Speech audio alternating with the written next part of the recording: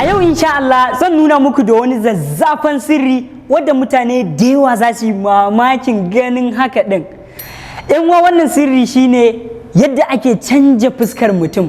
Idan mutum ya ɗau hoto misali sai a canja fuskarsa gaba ɗaya completely, a kawo wata bakuwar fuskar a dasa kuma hoton ya hau ɗaran ɗam.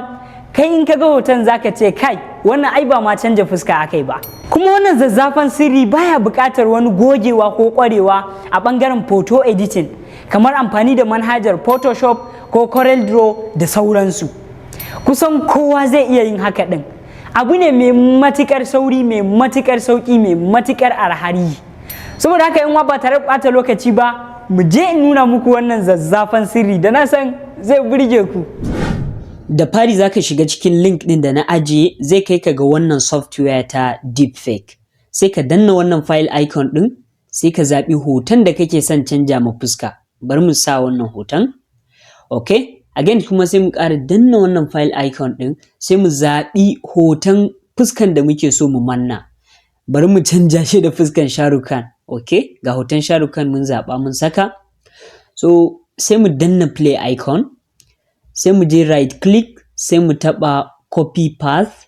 Sai mu dawo nan wajen rubutun nan sai mu highlighting, sai mu danna control V. Sai mu ƙara yi copy path. Sai mu je mu can wajen rubutun mu highlighting control V. Tunda dai muna son mu fitar da hoto ne, sai mu canja wannan daga MP4 ya zama JPG. Daga ƙarshe sai mu taɓa wannan play icon ɗin, zai ɗan yi searching kaɗan. Okay, shikenan ga nan image ɗinmu a ƙasa.